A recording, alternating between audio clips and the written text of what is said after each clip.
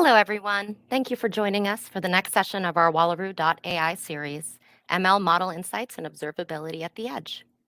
My name is Anna. I'm an event planner for Reactor, joining you from Redmond, Washington. Before we start, I do have some quick housekeeping. Please take a moment to read our code of conduct.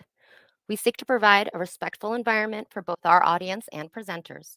While we absolutely encourage engagement in the chat, we ask that you please be mindful of your commentary, remain professional and on topic. Keep an eye on that chat. We'll be dropping helpful links and answering questions. We will also have time for questions during our session. The session is recorded. It'll be available to view on demand in 24 to 48 hours, which brings us to today. I'll turn it over now to Martin and John for introductions. Thank you.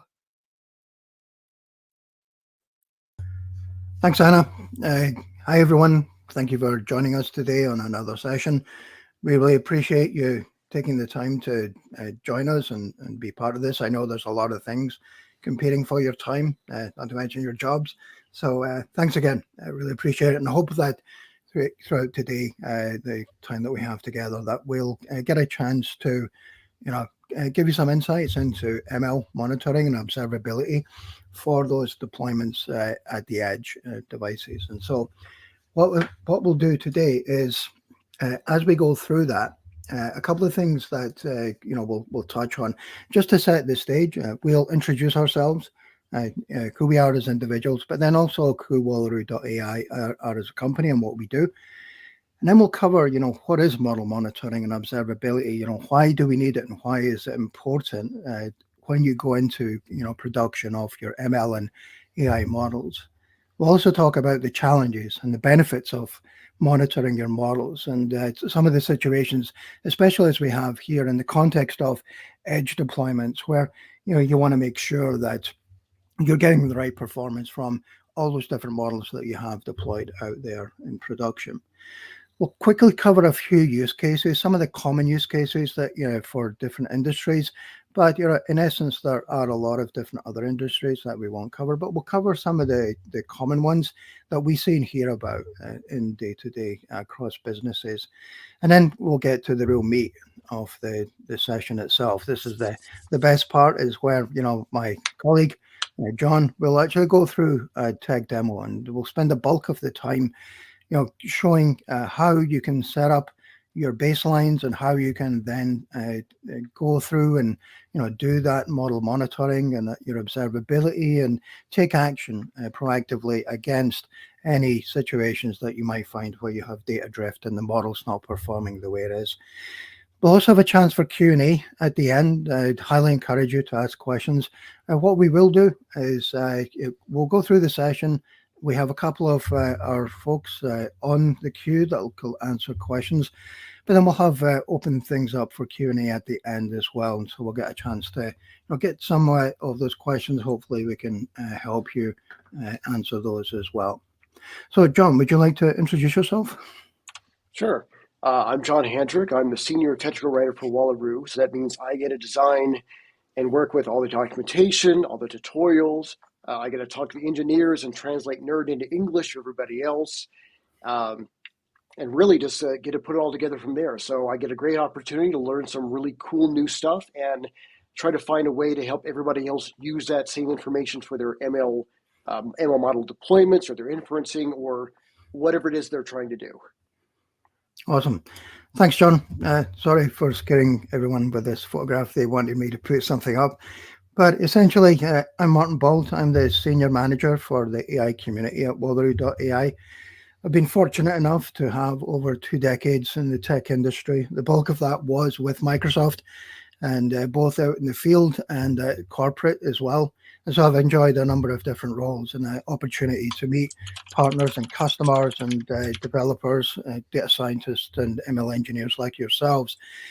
And also, folks in the student space in higher ed. And so I program manager in different areas, but I was also the last role that I had before I left Microsoft was in the DevRel team, and engaging with technical developers and data scientists like yourself is hugely rewarding to see what folks like yourselves can do with the technology, how you're solving problems and applying these in day-to-day work was incredibly rewarding. And so I managed to experience that through meetups, webinars. I ran a whole bunch of workshops, hackathons, and also engaged with customers and proof of concepts in applying these machine learning solutions into real life use cases and industries. And so that's who I am. I'd love to hear from you. At the end, I'll put up my email, and we'll get a chance, hopefully, to connect.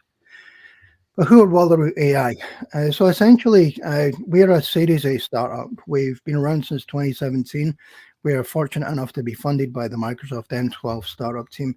And we're also part of the Microsoft for Startups Pegasus program, which gives us an opportunity to engage in channels like this as well. But essentially what the Wallaroo platform does, it's an ML production platform.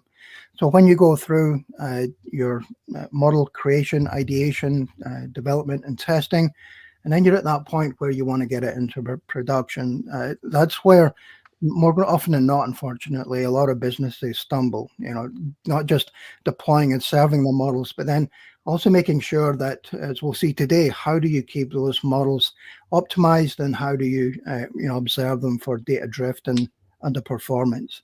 And so we have a different, methods within the product itself that you can use that are familiar to you. We use Python, we integrate into Azure ML, Azure Databricks, and other platforms as well. We run on Azure also, and we also run on premises and, as we'll see today, on edge devices as well.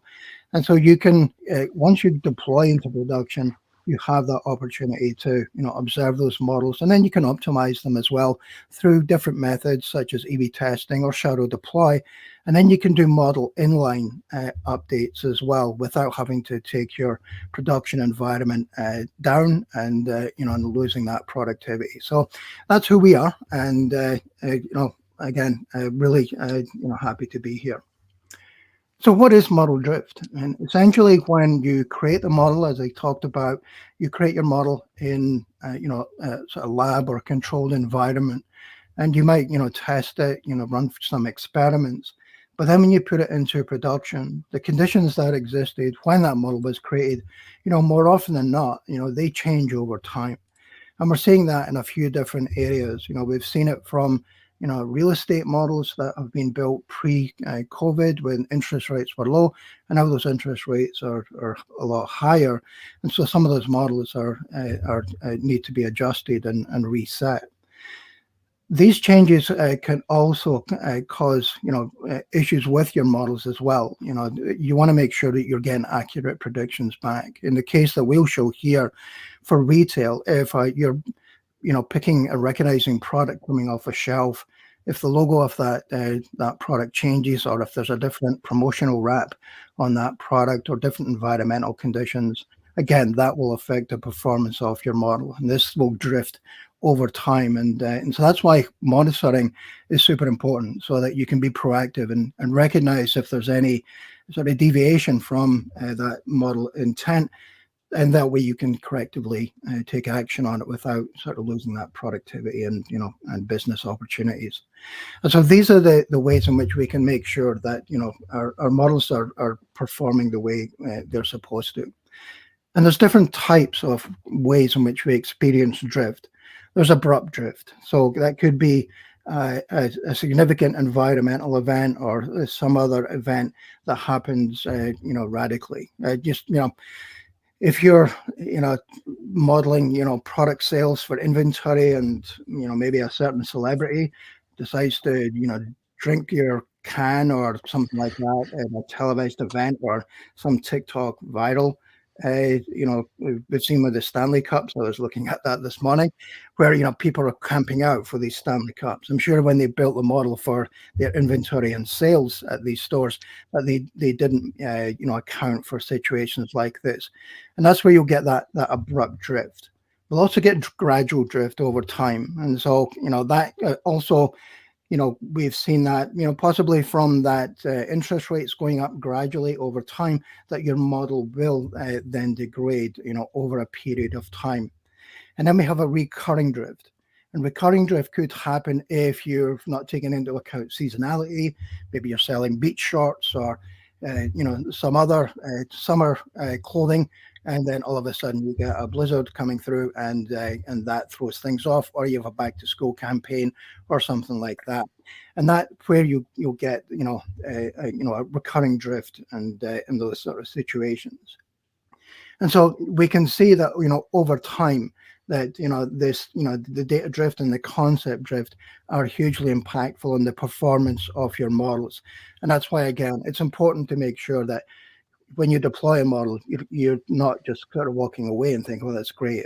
It's we don't have to look at it, right? You got to keep on top of that and make sure that any other external factor or condition is not impacting that model. And so some of these challenges are compounded, especially when you're looking at edge deployments.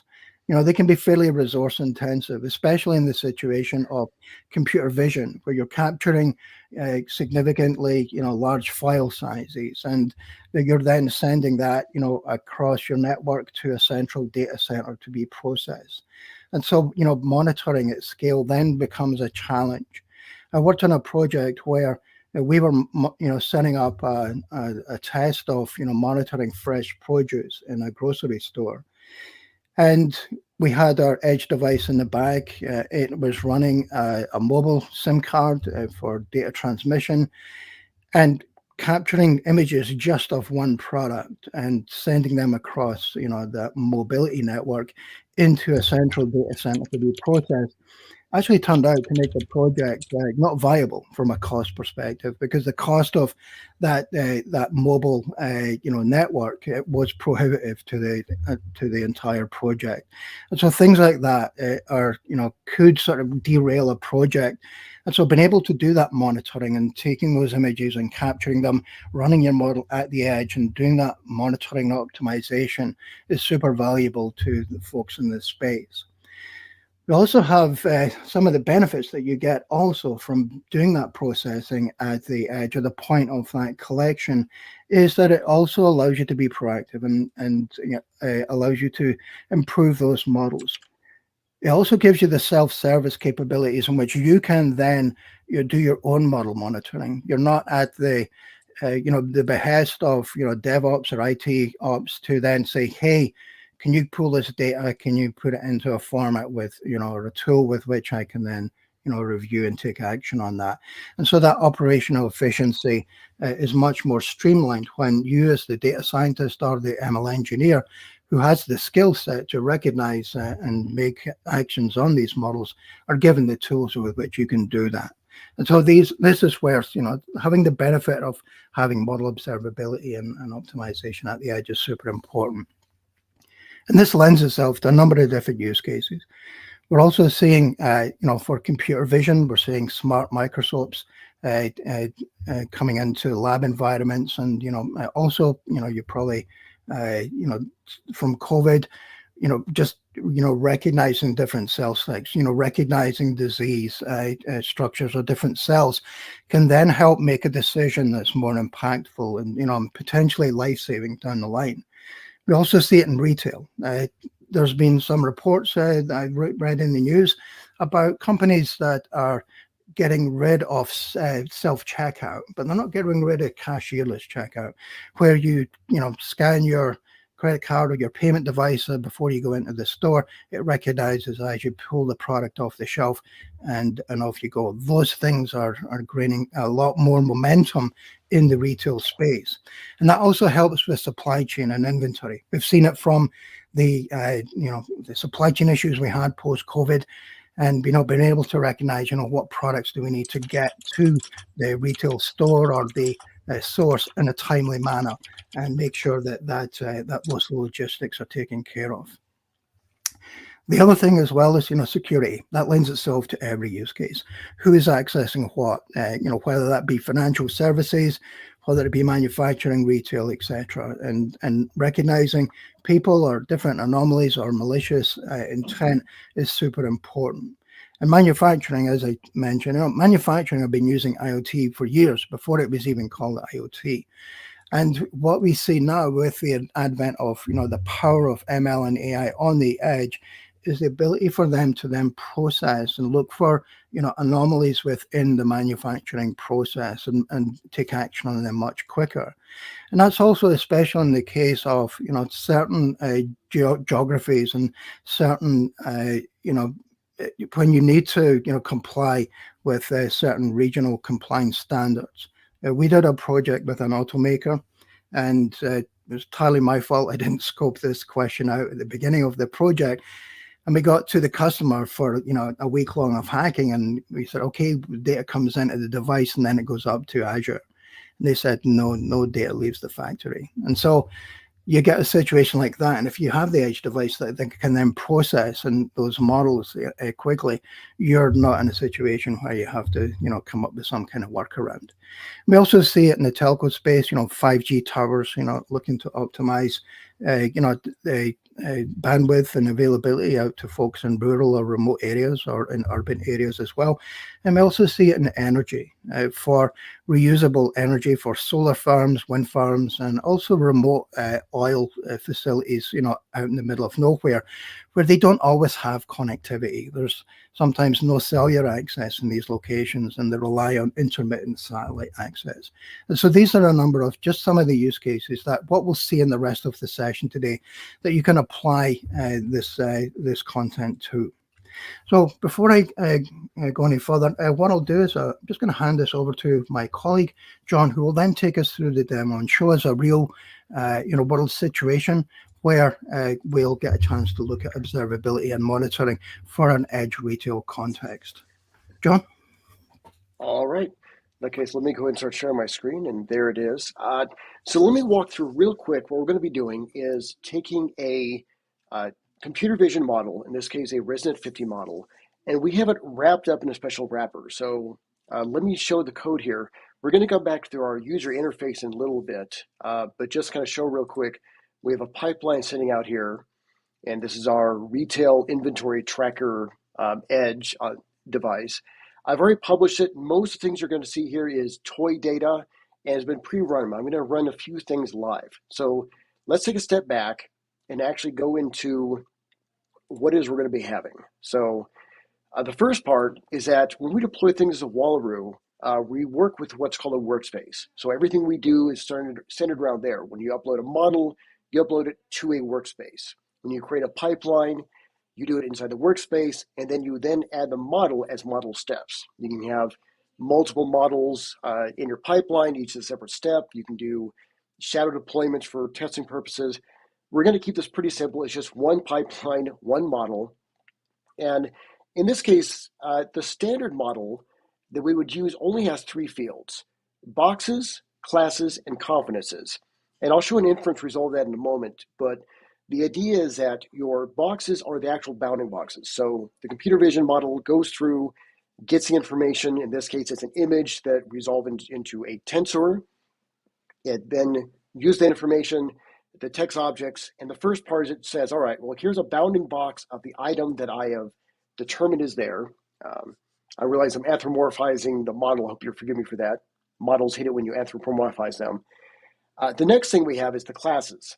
So this is what it is that the model determines it's going to be. So it may be, a juice box, it may be a bottle, it may be a coat, whatever that's going to be. And the last thing that the standard resident model has is the confidences. So once it's got the bounding box of the object it determines is there, and then what it's going to be, it then has how likely is it that the model believes it's really that. So, there may be a 99% chance that this is a bottle and a 50% chance it's looking at a coat. And we'll see all that in a moment. The other thing that we did in Wallaroo is we also added in these two fields. And let me make this just a little bit bigger for folks. There we go. So these two fields, what we have is we have the model, which is the Onyx model, and it's wrapped around some Python code. And then we deploy that whole thing as a model. And what this Python code does for us is it gets the average pixel intensity and the average confidence. So the average pixel intensity can tell us if the images change from moment to moment. So if we have a bunch of objects or a regular picture, for example, if I bring one up here real quick, that I have in my data store. So we've got grocery. There we go, product chooses. This is good. So we have a bunch of items here. Now, if the lights were turned off, that pixel intensity right now is about 40%. If the lights were turned off and everything was black, that pixel intensity would jump up to 100%. Everything is now black. So this is a way we can tell, hey, did something change from one from one image to the next? In this case, as people start buying a bunch of cheese, it may have less and less, or in this case, greater pixel intensity because more blacks. The average confidence is of all the objects that are detected, what is the average confidence there? So if you have a good, crisp image, you should be able to look through and be like, all right, well, that's a cheese box, that's another box, and then have high confidence of that. If the image is blurry, or if someone opens up a door and the camera gets frosted, that confidence can start to drop as things get blurry. And we're going to show some examples of that. So we take our model, we upload it, and we also include the input and output schemas. And then once it's uploaded, it is containerized in our case. And then we actually deploy it out there, and we'll do some sample inferences. So when we deploy it, allocates the resources to this pipeline, and then everything is set. So this was previously run. Now I've got two sets of images I'm going to play with: baseline images and blurred images. Baseline images are perfectly good ones. Everything's fine. There's nothing funny about them. So like here's dairy products and some bottles. And then our blurred images are literally that. These are images where we've added some fuzziness to them. Not too much, or else the model would just fail entirely, but enough that maybe I could tell what that is, but not enough. And I'm going to set up why this is in a moment. So what I'm going to do in this case is I've taken that image, I have turned into a NumPy array, and the Wallaroo SDK can actually handle directly taking that image through the NumPy values and just running with it. In this case, just for examples, I'm going to flatten that NumPy array, and this is what it would look like. So we have our tensor. Here's the tensor values. These are all the pixels and their values. Attach them, RGB, converted into flat numbers. And then we can do an inference off that value. So in this case, I'm running my inference and then grabbing some information out of it. And then this is what we get back. We see the time. I have to scroll down a bit because some of these fields are very large. We see the bounding boxes. This is the majority of the information. So each one of these is a separate bounding box determining where is the object that's detecting at. Then we have our out classes. So if I scroll down here, so it's like, okay, well, 44, 86, these are the different objects, and we have a lookup table for that. And then the confidences. So the first object, it's 99% sure this is what it is. And as we get further and further down, the confidence values drop, and that corresponds to each of the boxes. Then we have our two columns that are being created for us: the average confidence and that average pixel intensity. So in this case, this comes from one of the good images, and we have an average confidence. Scroll down, just scroll. There we go. About 35% of everything, and the average pixel intensity is hovering about 0.42. Now, if I do the same thing with a blurred image, so in this case, I'm taking the blurred image and running through the exact same procedure. It also detects some bounding boxes, but if I come down to just the just the average confidences and pixel intensity about the same. Not that much of a change between the images, but our confidence has certainly dropped from about 35% down to 30. So this is one way we can start to determine what may be happening and what's going on with the information in our model. Hey, John, we've got a question quickly from Mikola on the QE. He was asking, like, why do you store the average confidence if there's a list of all confidences from a frame? Good point. In this case, we just included it in with the model itself to make life a little bit easier on the end user. So yes, we could have just grabbed that, processed it, performed the average confidences ourselves. But in this case, we're going to see why in a moment. We're actually including this in the model because we're going to track the output from the model's point of view in Wallaroo itself.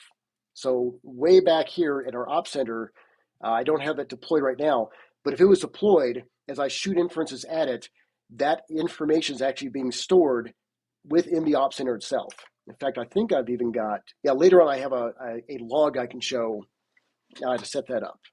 So at this point, just for my own usage, is I've got some, let me turn that down a little bit so I can actually see it. There we go.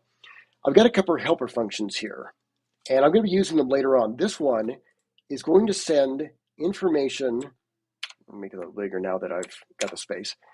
This is going to send the inference request back to the Ops Center. So we have our Walleroo Ops Center. This is where the pipeline is initially deployed in our Kubernetes environment. And this is where it's going. We can do our inferences from there. We're also going to be deploying this to an edge device.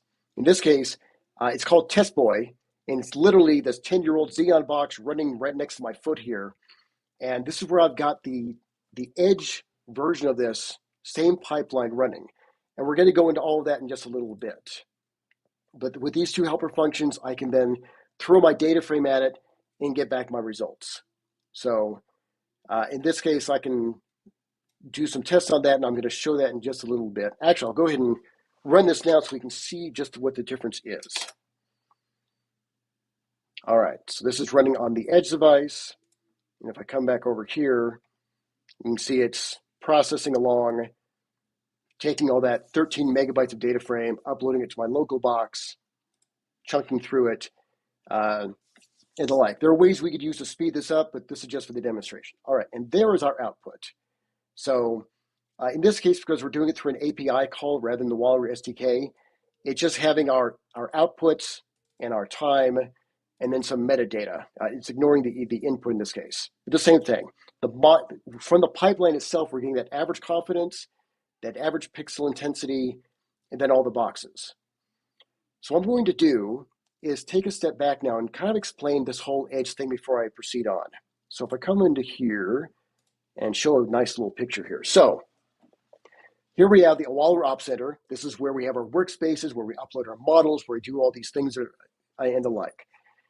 We have our pipeline within the Ops Center itself that's using up the Kubernetes resources. We can run our inferences, and it's saving the information out to logs. Now, each pipeline has a unique identifier, in this case, engine 47829. And the logs, that's how it's referenced. Nope, I don't want to move that. I can also publish that pipeline, and I'm going to go into that in just a moment here. But when I publish a pipeline, it takes all of this pipeline and it containerizes two parts of it.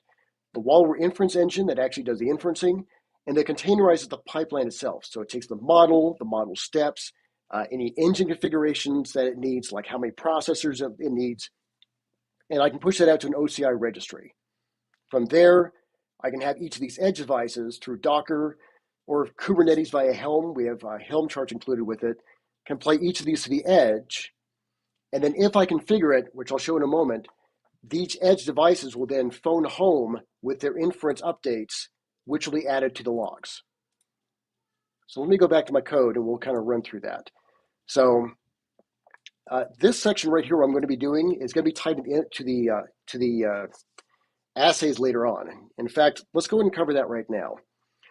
With observability, as Martin mentioned earlier, you want a way of detecting model drift. Now, one way is just looking at the logs, what was going on and what was happening. So we can see that, and you could start charting out, okay, confidences were dropping and the like.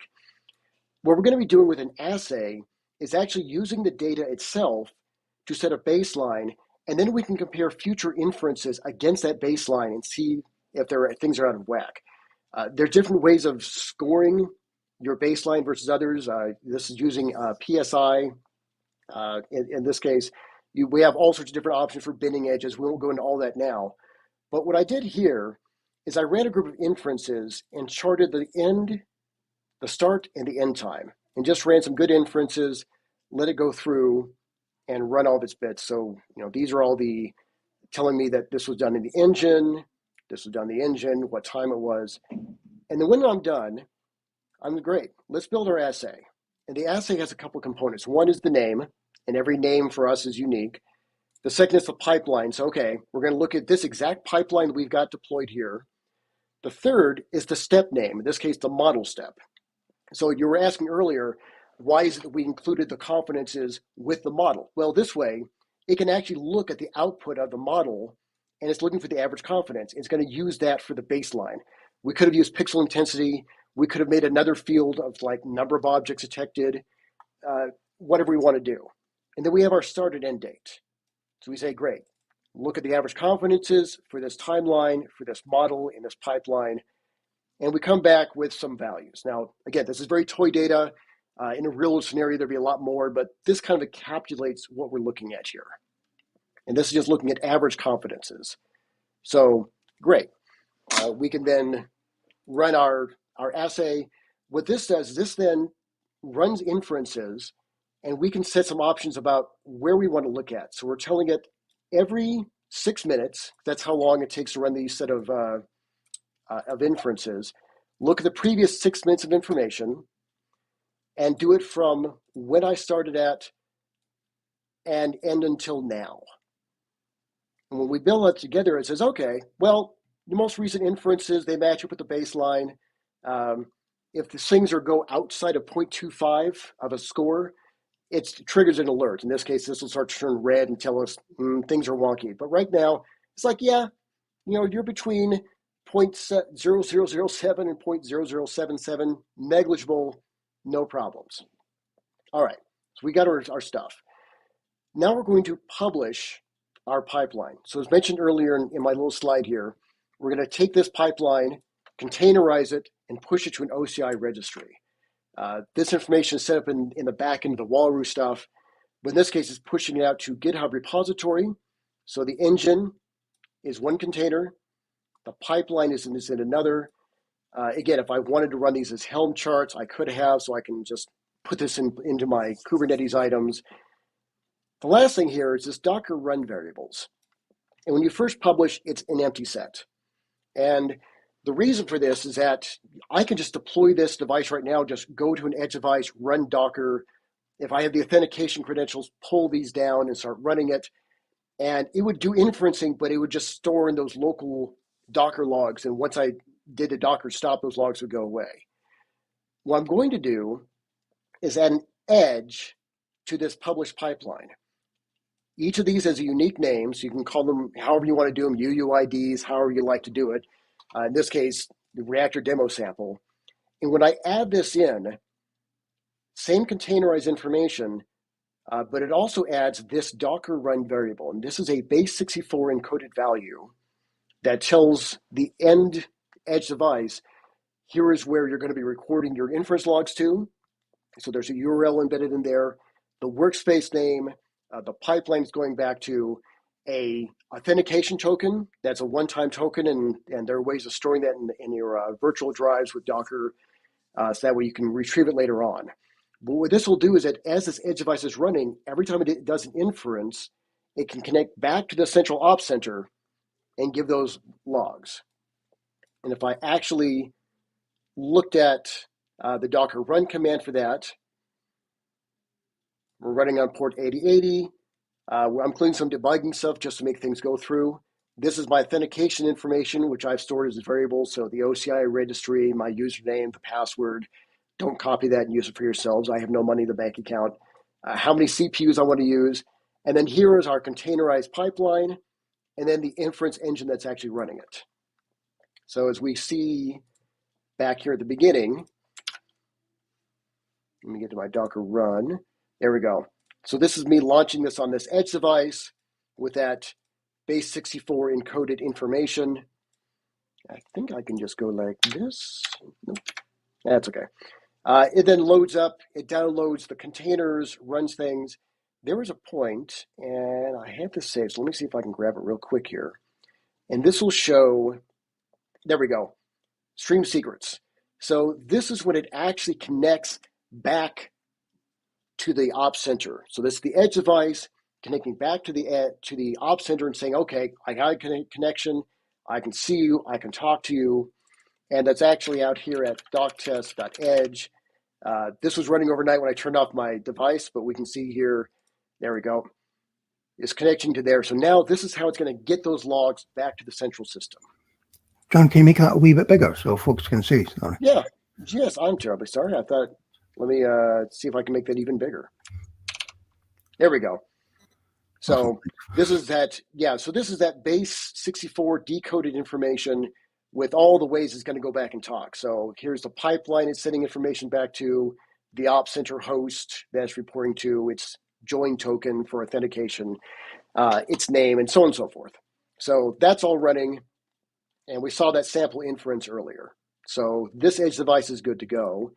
And there we go.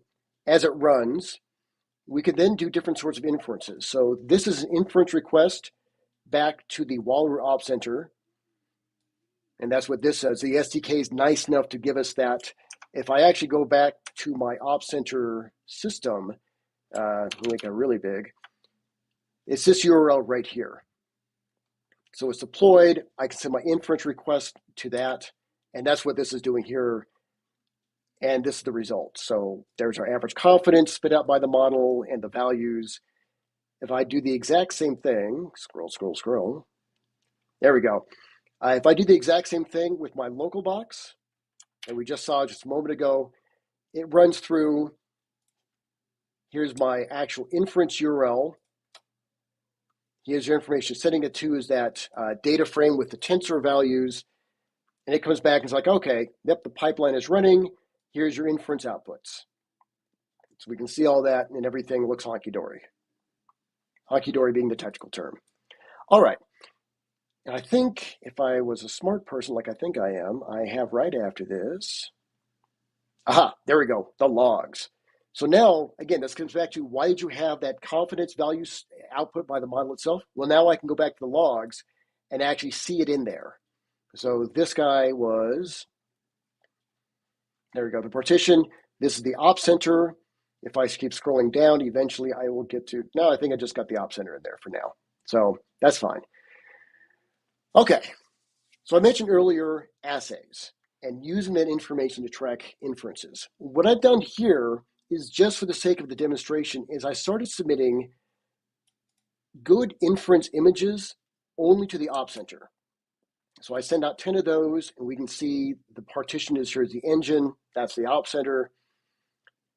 And then as time went on, I started messing that up. So here's the assay that was built from that, showing me, okay, again, everything's fine. You only had good images. Nothing is outside the baseline.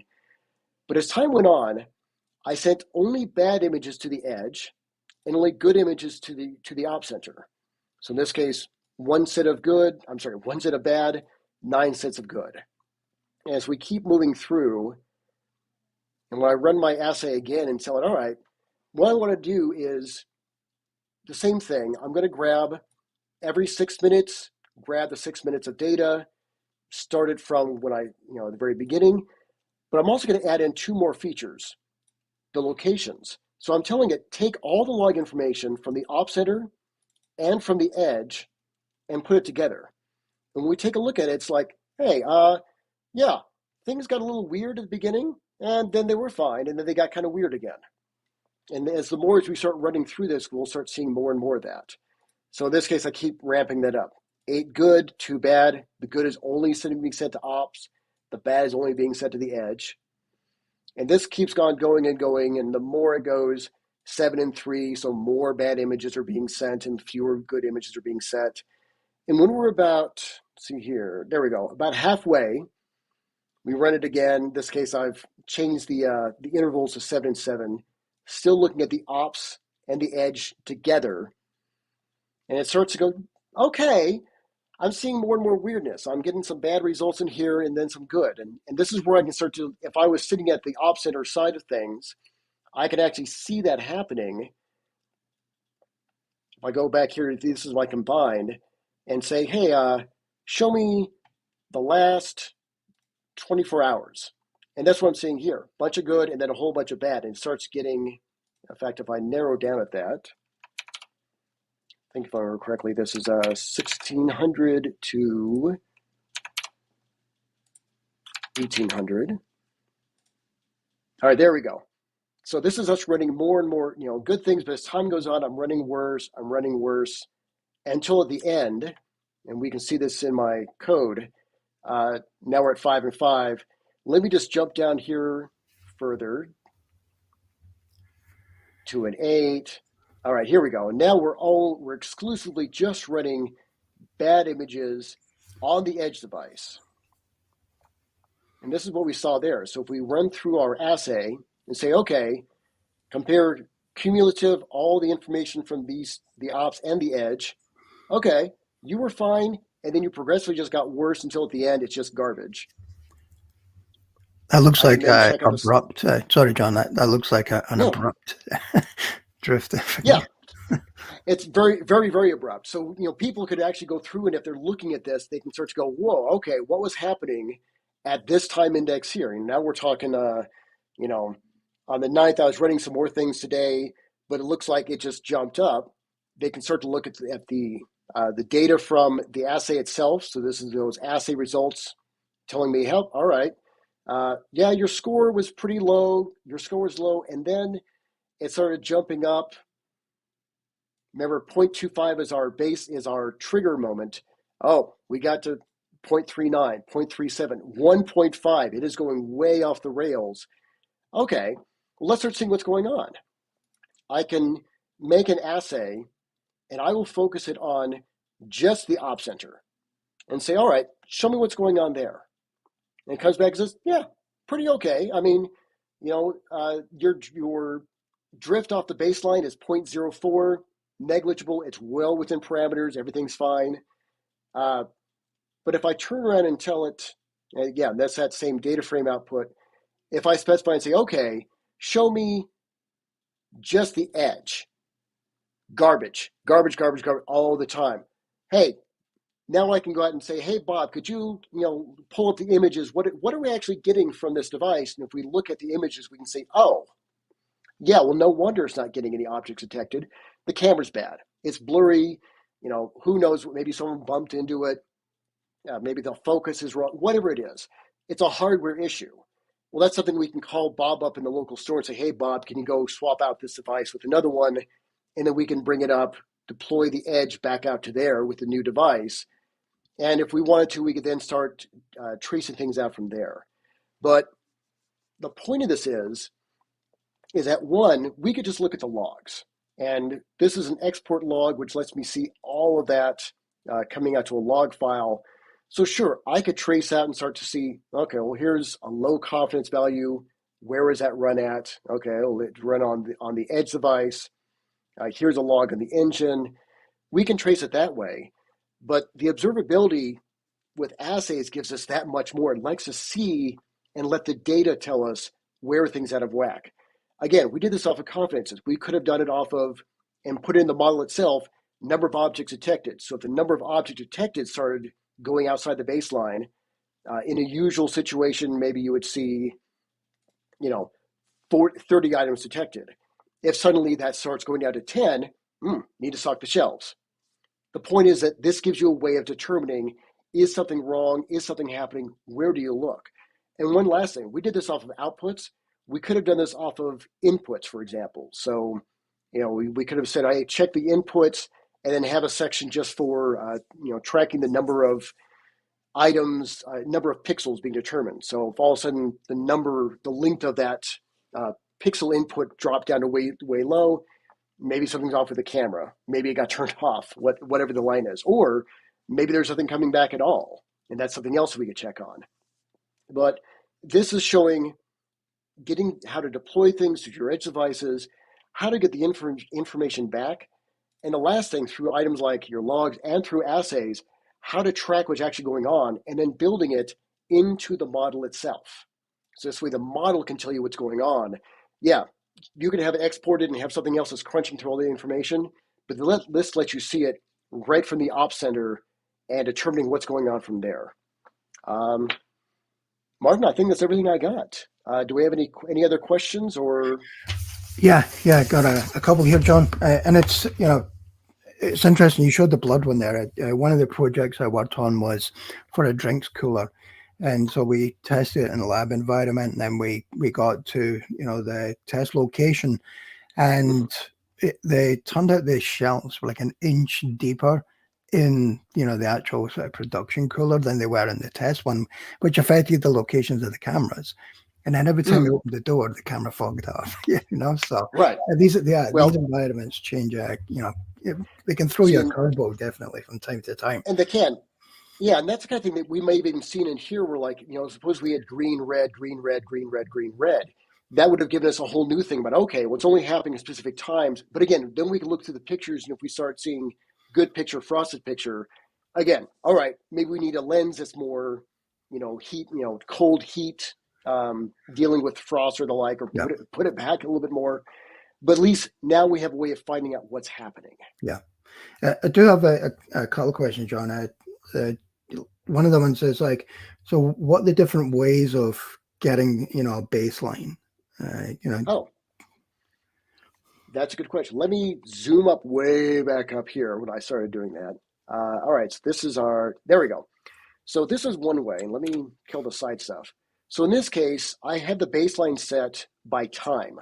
So I ran my inferences. So let me get back up here. There we go. I ran my inferences and had a start and end date. This may be something where it's more arbitrary, where assays work best on a lot of historical data. So if you've got a time segment where you're like, this is a good representation, you can peg that down. It could be an hour, a day, whatever works best. More information is better. In this case, I said, all right, give me all the inferences between this time and that time, and then this is what we're looking at from that time period. The other way is I could have just had that information already on hand. So I think I can just expand this. Can I get in here? There we go. So the other way is I could have pulled this information just as a NumPy array. I think if I am as smart as I think, there we go. This is a short one, this is a little bit longer, but these are previously set inferences that we collected and stored them as a NumPy array, and then just use that as the baseline. So this was for the confidence values. This right here was for the average pixel intensity. So we could have just, instead of using a date, if we've been running this for a while and been collecting enough data and said, yeah, this is a good set, we could have built our baseline off of that instead. And then our histogram would look a little bit different. Let me see if I got there we go. The outputs look a little bit different from there. It's not as stark as from the dates. But again, this is using a very small subset of data. If I had even more values to play with, this would have been a little bit more stark differences from there.